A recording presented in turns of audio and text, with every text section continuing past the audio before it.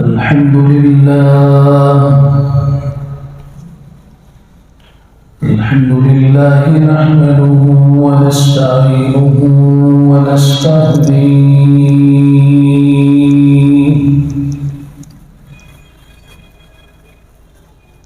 ونؤمن به ونتوكل عليه ونعوذ بالله من شرور أنفسنا ومن سيئات أعمالنا من يهده الله فلا مضل له ومن يضلله فلا هادي له وأشهد أن لا إله إلا الله وحده لا شريك له وأشهد أن سيدنا ومولانا محمدا عبده ورسوله صلى الله تعالى عليه وعلى آله وصحبه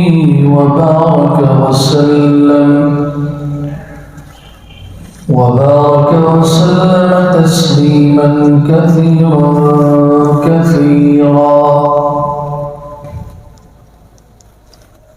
أما بعد فأعوذ بالله من الشيطان الرجيم بسم الله الرحمن الرحيم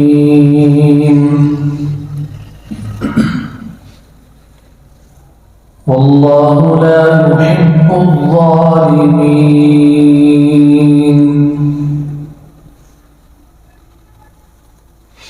وقال سبحانه ألا لعنة الله على الظالمين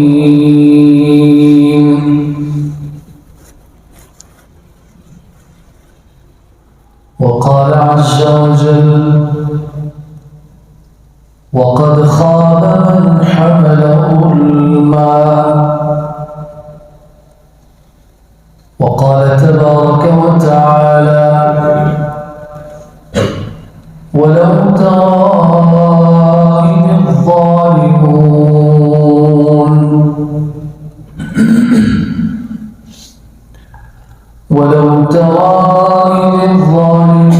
في غمرات الموت والملائكة باسطوا أيديهم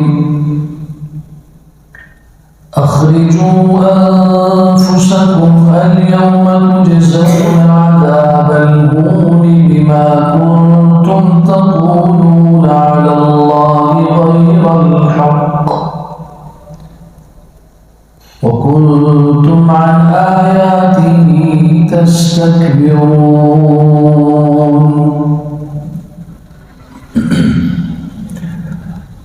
وعن أبي هريرة رضي الله تعالى عنه قال رسول الله صلى الله تعالى عليه وسلم ثلاثة لا ترد دعوتهم الإمام العادل والصائم حين يفطر والمظلوم يرفعها الله فوق الغمام وتفتح لها أبواب السماء ويقول الرب وعزتي لأنصرنك ولو بعد حين وعن عبد الله بن عباس رضي الله تعالى عنهما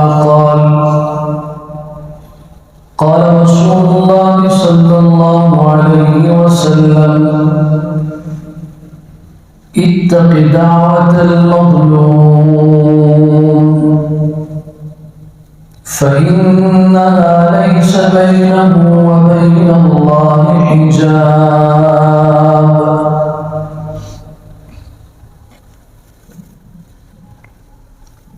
أو كما قال رسول الله صلى الله تعالى عليه وسلم: صدق الله وصدق رسول الله صلى الله عليه وسلم، ونحن على ذلك لمن الشاهدين والشاكرين، والحمد لله رب العالمين.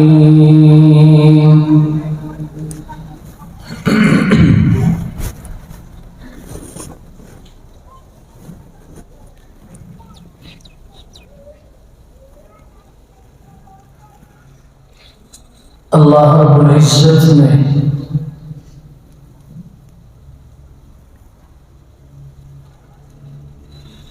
جہاں انسان کو تخلیق فرمایا ہے،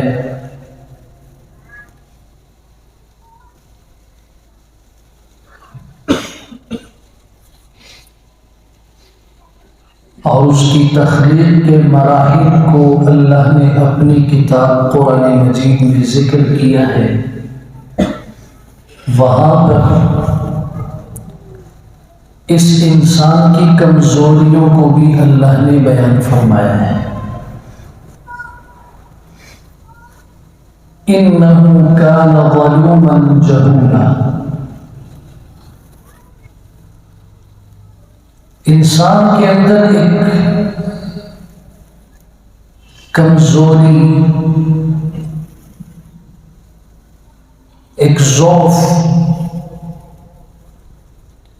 یہ بھی پایا جاتا ہے کہ یہ بہت بڑا ظالم ہے اور جاہل ہے۔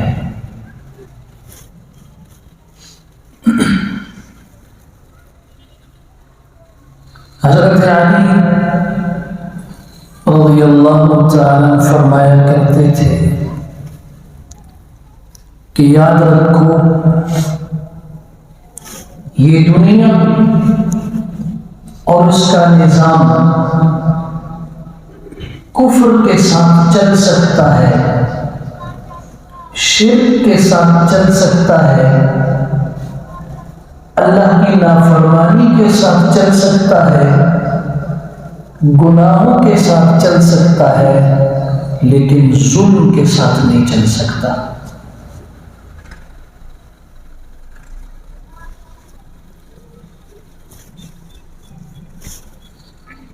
آج ہمارے معاشرے میں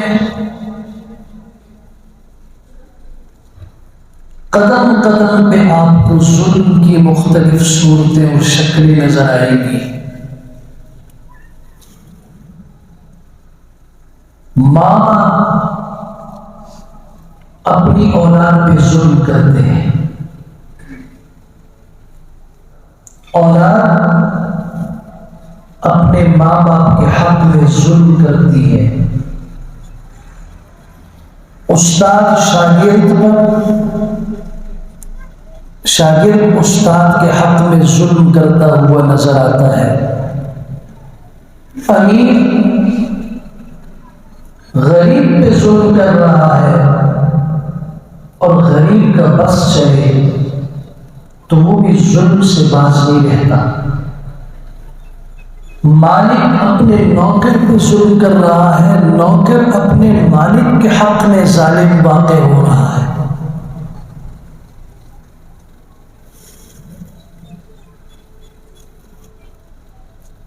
لیکن یاد رکھیے کہ یہ ایسا جرم ہے، ایسا گناہ ہے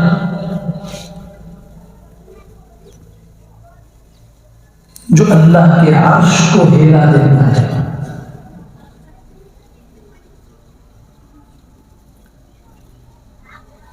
جو زمین میں چلتے ہوئے نظام کو تباہ و برباد کر دیتا ہے۔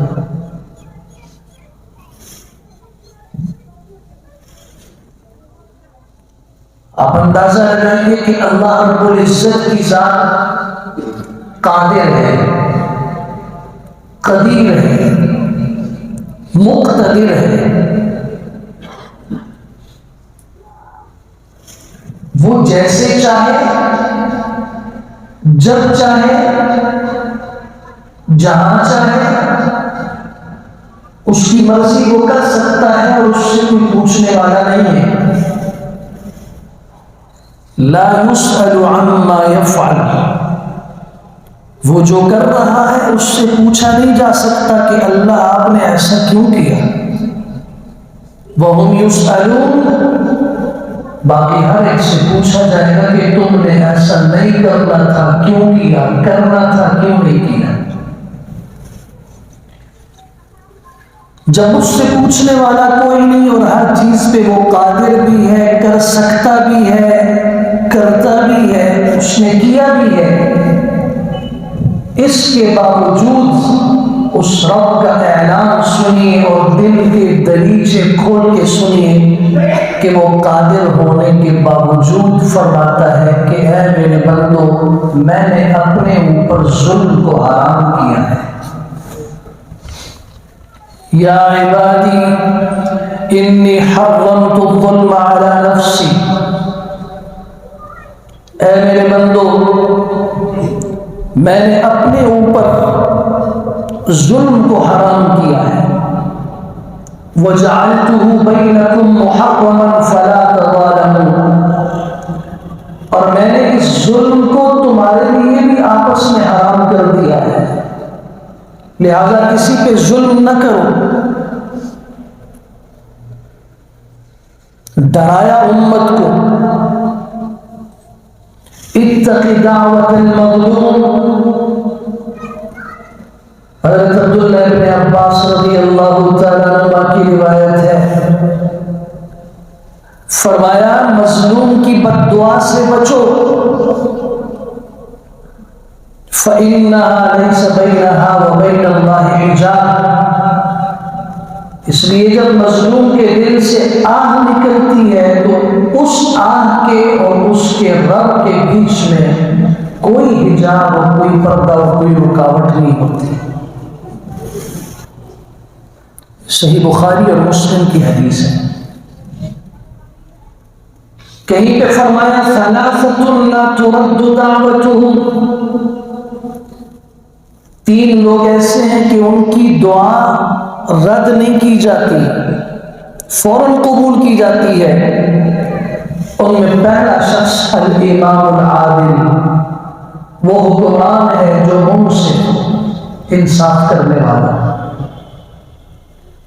دوسرا وہ شخص ہے الصائم حین یفطر، روزے دار جب افطاری کے وقت دعا کرتا ہے اس کی دعا رد نہیں ہوتی. اور تیسرا شخص المظلوم، جس پہ ظلم کیا گیا ہو اور وہ اللہ سے دعا مانگے، یرفعها اللہ فوق الغمام وتفتح لها ابواب السماء، اس مظلوم کی آہ کو اللہ تعالیٰ بادلوں کے اوپر اٹھاتے ہیں، اس کے لیے ساتوں آسمان کھول دیے جاتے ہیں. وَيَقُولُ الرَّبُّ، اور اللہ فرماتے ہیں لَأَنصُرَنَّكَ وَلَوْ بَعْدَ حِينٍ، میں ضرور تیری مدد کروں گا اگرچہ دیر سے ہو. یہ حدیث امام ترمذی رحمۃ اللہ تعالی علیہ اور امام احمد بن حنبل رحمۃ اللہ تعالی نے اپنی حدیث کی کتابوں میں ذکر کی ہے. پھر امام الانبیاء صلی اللہ علیہ وسلم نے تنبیہ کی، امت کو بیدار کیا. من كانت عنده مظلمة لأخيه،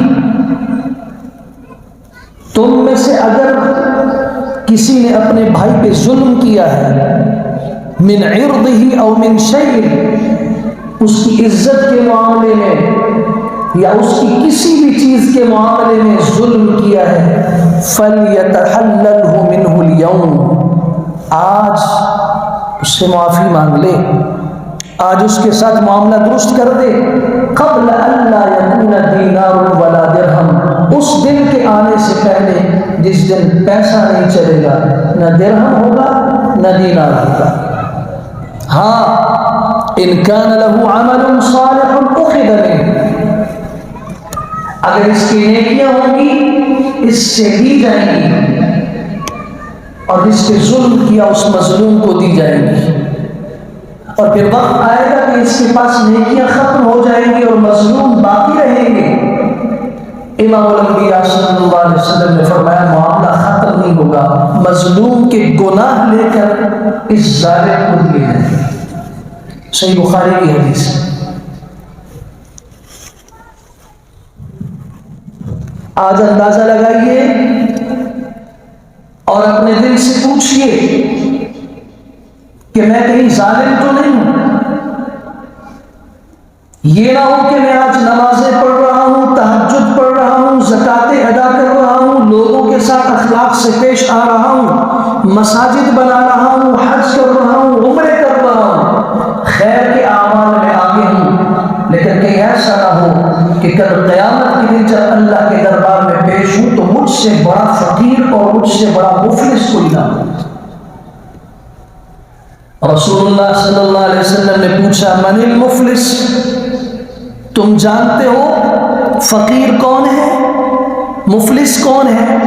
عرض کی یا رسول اللہ جس کے پاس مال نہیں، درہم دینار نہیں، پیسے نہیں، وہ مفلس ہے۔ آپ نے فرمایا نہیں، مفلس حقیقت میں وہ ہے جس کے پاس نمازیں ہیں، جس کے پاس زکاتیں ہیں، جس کے پاس نیکیاں ہیں، لیکن قیامت کے دن جب اللہ کے دربار میں پیش ہوگا، کسی کو اس نے گالی دی ہوگی، کسی کے اوپر اس نے الزام لگایا ہوگا، کسی کی اس نے بے عزتی کی ہوگی، کسی سے اس نے مال لیا ہوگا، یہ مظلوم اللہ کے پاس آ کے فریاد کریں گے، اور وہ ایسی عدالت ہوگی جس میں نہ کوئی وکیل ہے، نہ کوئی مترجم ترجمان ہے، نہ وہاں کسی کی سفارش کی ضرورت ہے، نہ وہاں رشوت چلتی ہے، خود اللہ کی عدالت ہے اور اللہ فیصلہ کرنے والا جج ہے۔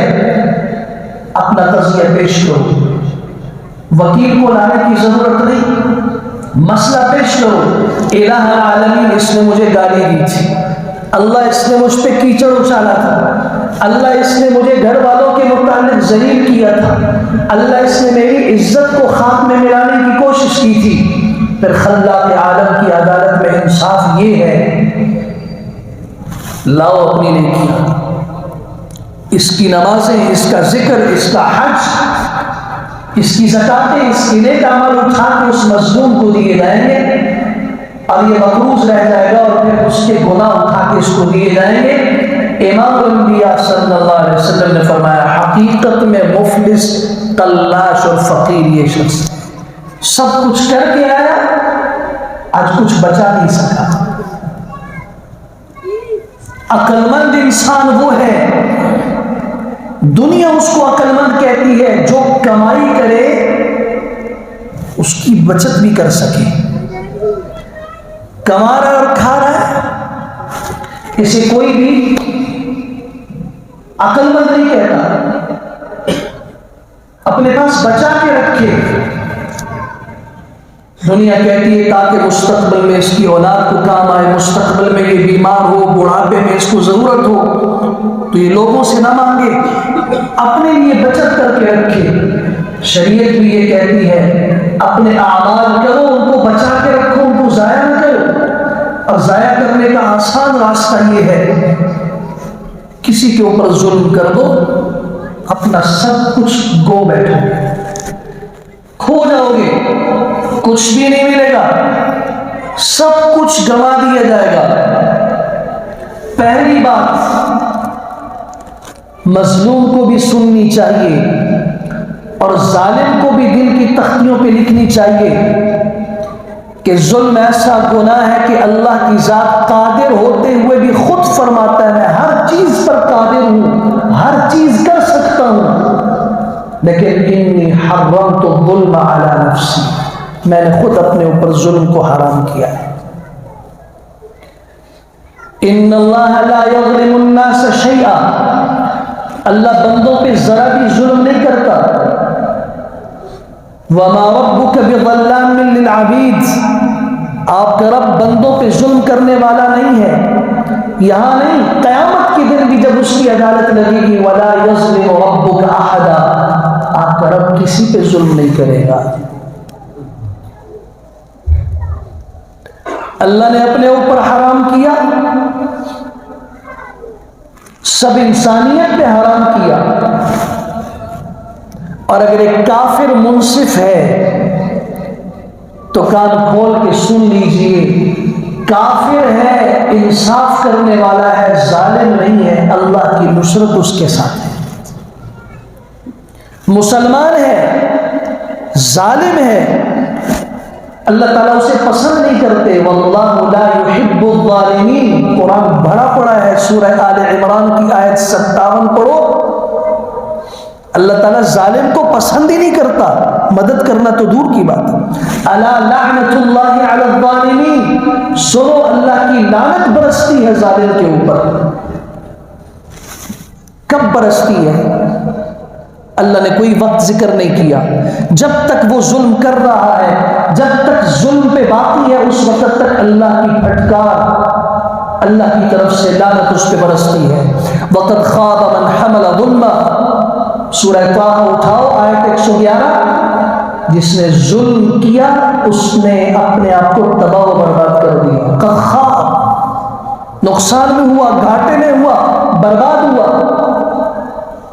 پہلی بات یہ ذہن میں رہنی چاہیے، اور دوسری بات مظلوم کے بھی ذہن میں ہو، ظالم کے بھی ذہن میں ہو کہ میں آج اپنی طاقت کی وجہ سے اور اپنے مال کی بنیاد پر، اپنے عہدے کی وجہ سے آج میں مظلوم کی آواز کو دبا سکتا ہوں، لیکن بتاؤ اللہ کی عدالت میں کیسے دباؤ گے؟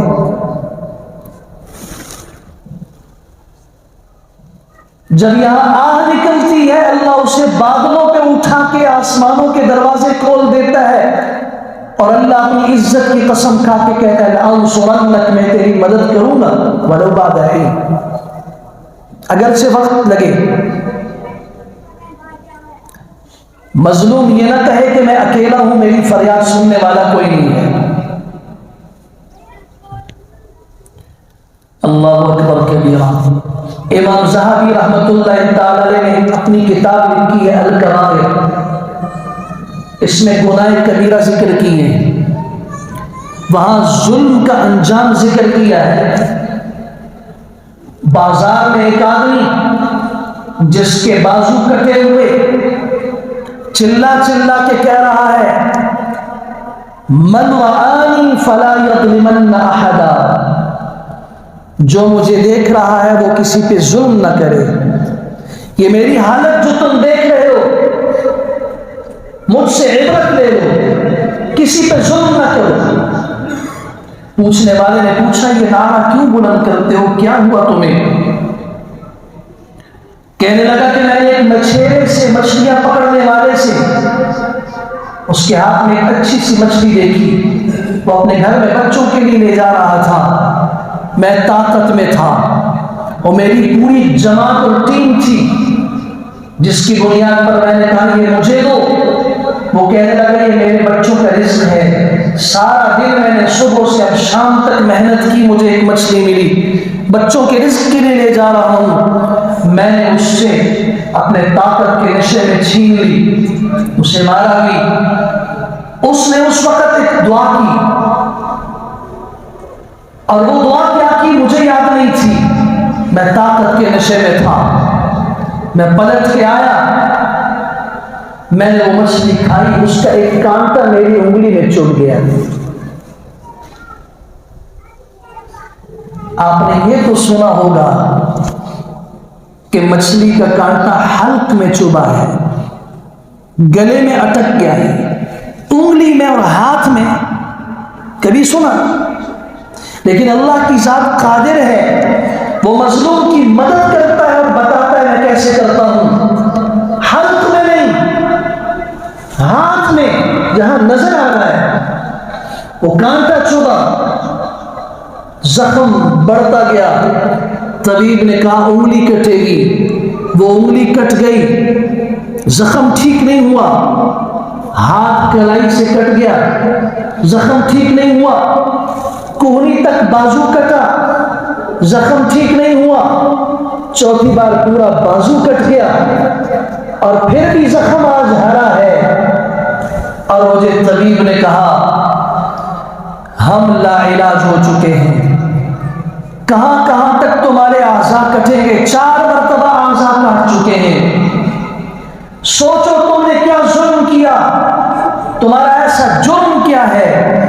جس کی بنیاد پر تمہارا زخم ٹھیک نہیں ہو رہا، اسے یاد آیا کہ میں نے ایک مچھیرے پہ ظلم کیا تھا، اسے ڈھونڈتا رہا۔ امام ذہبی نے لکھا ہے جب اس سے ملا، اس کے پاؤں میں پڑ کے کہتا ہے مجھے اللہ کے لیے معاف کر دو اور یہ بتاؤ کہ تم نے اپنے اللہ سے کیا فریاد کی تھی۔ اس مظلوم کے فریاد کے دو جملے ہیں جس نے اللہ کے عرش کو ہلا دیا۔ اے میرے رب، آپ نے مجھے اپنی آنکھوں سے یہ دکھا دیا کہ کمزور پر طاقتور کس طرح ظلم کرتا ہے۔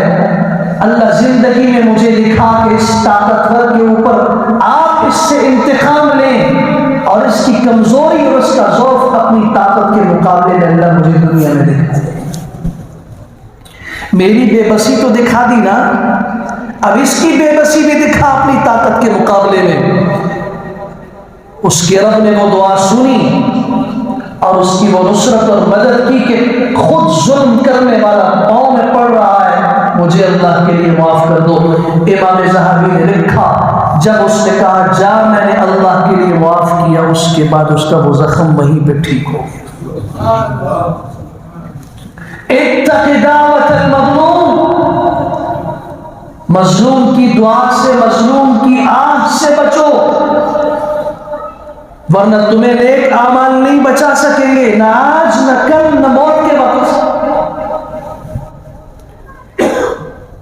حضرت حسین رضی اللہ تعالیٰ عنہ کے قتل میں جتنے لوگ شریک تھے ان میں سے ایک بھی نہیں بچا، ایک بھی نہیں بچا، اور ایک کا انجام ایسا ہوا جیسے اس نے ظلم کیا تھا اس کی نسل نے اللہ کا انتقام اپنی آنکھوں سے دیکھا ہے۔ مختار الثقفی نے ایک کو قتل کیا، عبید اللہ بن زیاد جس کے حکم پر یہ ظلم ہوا تھا، اس کا سر جب محل میں لایا گیا تو کسی تاریخ کی بات میں نہیں کر رہا، میں حدیث کی معتبر ترین کتاب سنن ترمذی کا حوالہ دے رہا ہوں جس میں حدیث موجود ہے۔ ایک سانپ آیا اس دربار میں اور اس کے نتنوں میں داخل ہو کے منہ سے نکلا اور پھر منہ سے داخل ہو کے اس کے نتنوں سے نکلا۔ میرے رب نے دنیا میں دکھا دیا کہ ظالم کے ساتھ اللہ کیا کرے گا، مستقبل تو آگے آنے والا ہے، دنیا بھی دیکھ لے کہ ظالم کا انجام اللہ کے ہاں سے کیسے ہوتا ہے۔ حجاج بن یوسف نے 1,20,000 ناحق مسلمان مروائے، 1,20,000۔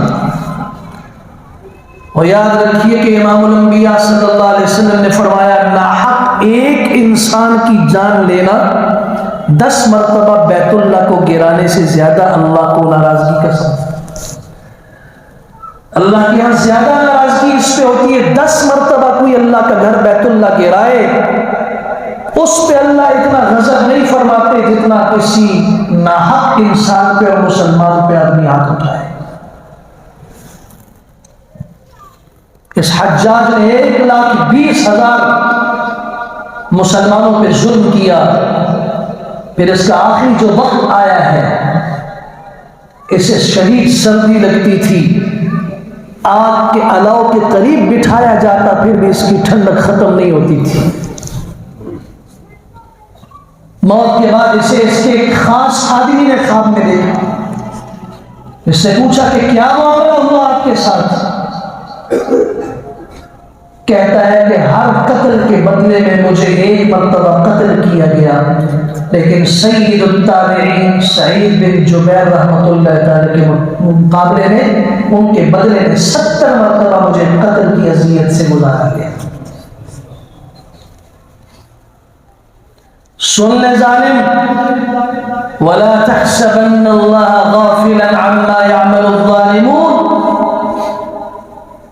ظالم جو کر رہا ہے وہ اللہ کو آپ یہ نہ سمجھے کہ اللہ بے خبر ہے، اللہ اسے کیوں چھوٹ دے رہا ہے؟ انما یؤخرهم لیوم تشخص فیہ الابصار، اللہ اس دن تک اسے مہلت دے رہا ہے جس میں آنکھیں کھلی کی کھلی رہ جائے گی، پھٹی کی پھٹی رہ جائے گی، مہطعین دوڑ رہے ہوں گے، مقنعی رؤوسہم رؤوسهم لا يرتد إليهم طرفهم وأفئدتهم هواء، دل اڑے ہوئے ہوں گے، دہشت کی حالت ہوگی۔ اٹھاؤ سورہ ابراہیم آیت نمبر 42 سے پڑھو، ذرا ترجمہ کھول کے دیکھو اللہ کیا فرما رہے ہیں۔ ظالم کے ساتھ میں ایسا حشر کروں گا، اس کی آنکھوں کا بھی حشر قرآن نے بیان کیا ہے، اس کے چہرے کا حال بھی قرآن نے بیان کیا ہے، اس کے دل کی کیفیت بھی اللہ نے بیان کی ہے۔ اس لیے ظالم یہ نہ سمجھے کہ مجھے دیکھنے والا کوئی نہیں۔ حضرت عثمان رضی اللہ عنہ کو شہید کرنے والے جمعے کا دن ہے، قرآن مجید کی تلاوت فرما رہے ہیں، اور دیوار کو پھلانگ کے آنے والے وہ دو لوگ سودان بن حمران، عمرو بن حمق، پھلانگ کے اندر آئے، حضرت کے اوپر لوہے کے گرز سے وار کیا، بیوی نائلہ بچانے آئی، ان کی 4 انگلیاں توڑ دی۔ پوری زندگی آپ پڑھیں گے سیرت نگاروں نے لکھا ہے حضرت عثمان رضی اللہ عنہ نے کسی کو بددعا نہیں دی۔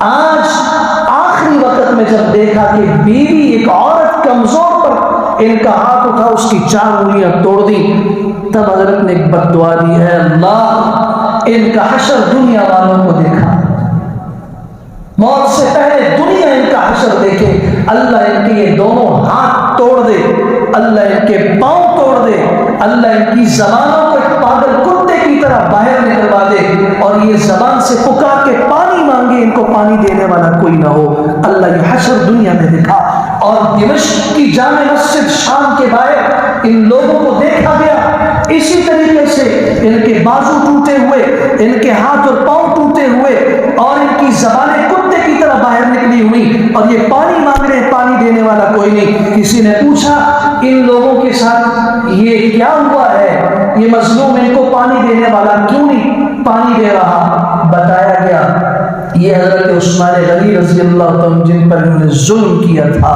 اللہ نے ان کی بددعا کو ان کے حق میں قبول کر کے دنیا والوں کے سامنے عبرت کا نشان بنایا۔ ایک تو اللہ نے حرام کیا ظلم، خود اپنے اوپر بھی، ساری انسانیت پہ، اور دوسرا بتایا کہ مظلوم اپنے کو تنہا نہ سمجھے، اور ظالم بھی مظلوم کو تنہا نہ سمجھے، اس کے ساتھ اللہ ہے۔ اور تیسری بات یاد رکھیے، کبھی اللہ تعالیٰ ظالم کو یوں بھی سزا دیتے ہیں، ظلم کرنے والے ظالم پر اللہ اس سے بڑا ظالم مسلط کر دیتے ہیں۔ تم ظلم کر رہے ہو، تم بھی ظلم سے نہیں بچو گے، تمہارے ساتھ وہی ہوگا جو تم کر رہے ہو۔ وَكَذَلِكَ نُوَلِّي بَعْضَ الظَّالِمِينَ بَعْضًا، اللہ کے قرآن کا فیصلہ ہے، اسی طرح ہم ظالموں میں سے بعض کو بعض کے اوپر مسلط کر دیتے ہیں۔ جو ظالم ہے اس کے اوپر اس سے بڑا ظالم، اس کے اوپر اس سے بڑا ظالم۔ اٹھاؤ عباسی وزیر کا قصہ، علامہ صفدی نے، صلاح الدین الصفدی نے اپنی کتاب الوافی میں یہ واقعہ لکھا ہے۔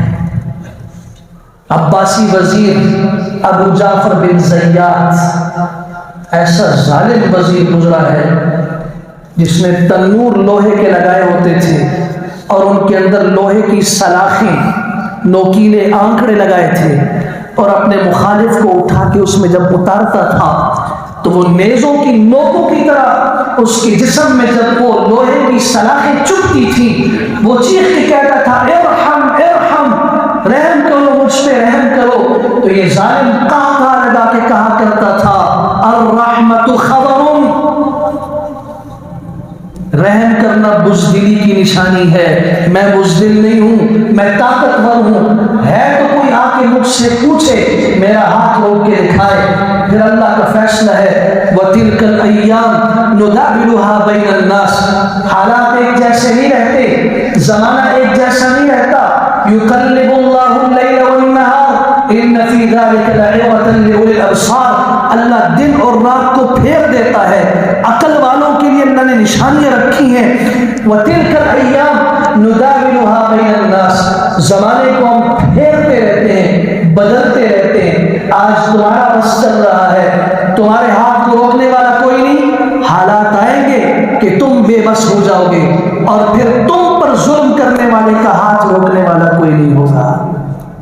حالات بدلے، گرفتار کر کے جیل میں ڈالا گیا اور پھر اسے اسی تندور میں اتارا گیا، اور جب اس کو وہ سلاخیں چبھی تو اس نے جب چیخ کے کہا ارحم ارحم، تو اس وقت جو بیٹھنے والا، حکم صادر کرنے والا جلاد تھا، اس نے یہی بات کی، الرحمت خوار، رحم کرنا بزدلی کی علامت ہے، ہم بزدل نہیں ہیں۔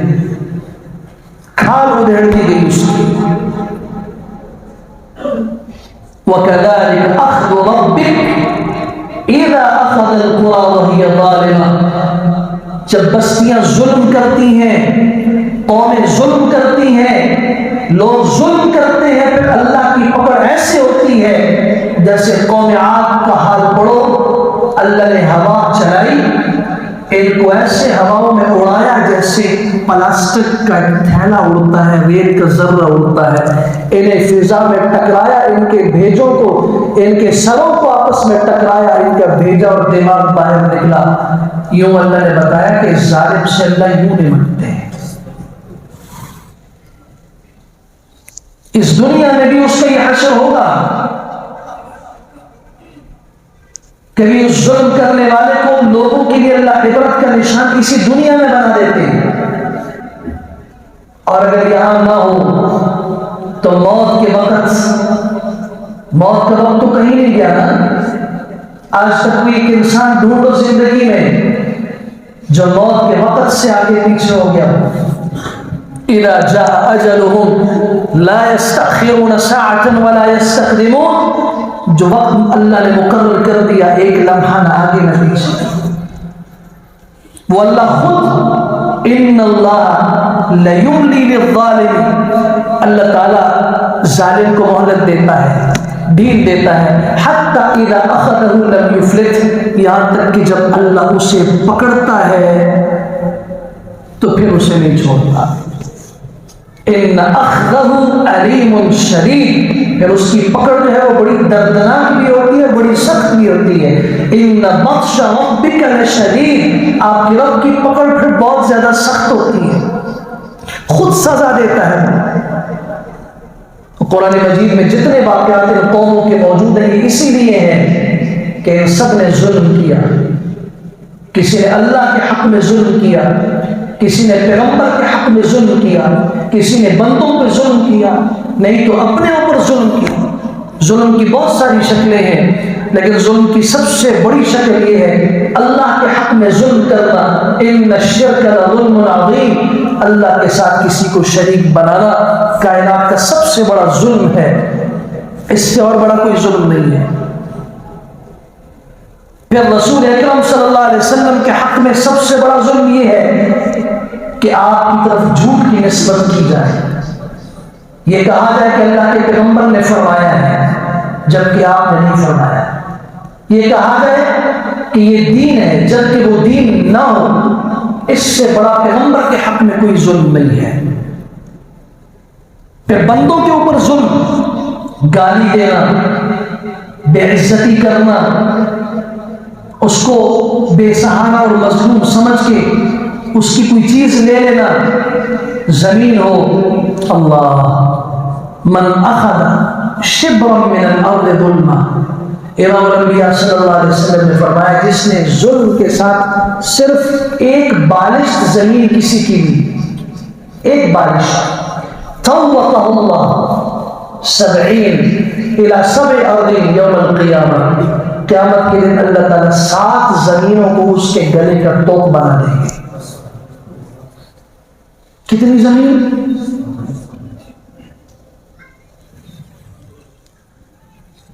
اس لیے میں ہمیشہ کہا کرتا ہوں محبت کرو تو صرف اللہ سے کرو، اس کے پیغمبر سے کرو، اس کے دین سے کرو۔ کسی اور چیز سے محبت کرو گے، ان زمینداروں کو محبت ہوتی ہے زمینوں سے، یہ زمینوں سے محبت کرتے ہیں، اور سب سے زیادہ زمینوں کے معاملے میں ظلم بھی یہی لوگ کر رہے ہوتے ہیں۔ یہاں میں نے پتھر رکھا تھا، یہاں میں نے، میرے دادا نے، میرے باپ نے یہاں پہ یہ پودا لگایا تھا، یہ میری جگہ ہے، ویسے صحیح بخاری کی وہ حدیث دل پہ لکھنی چاہیے، ایک بالش زمین ناحق لی، قیامت کے دن 7 زمینیں اس کے گلے کا تو اللہ فرمائے گا اٹھا کے لاؤ، یہ پڑ رہے گا اسے ہلا نہیں سکے گا۔ بندوں پہ ظلم کرنا، کوئی بھی معاملے میں ان کے ساتھ ایسی زیادتی جس کو آپ اپنے لیے زیادتی سمجھتے ہو، وہ کسی کے ساتھ کرنا یہ ظلم کہلاتا ہے۔ اور چوتھی قسم ظلم کی یہ ہے کہ اپنے اوپر ظلم کرنا۔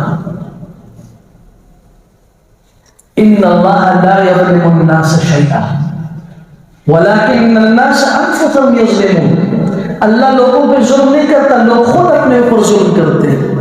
گناہ اپنے اوپر ظلم ہے۔ آج جیسے اللہ اکبر کی صدا سنائی دیتی ہے اور وہ نماز کی طرف نہیں آ رہا، یہ اللہ کا حق نہیں مان رہا۔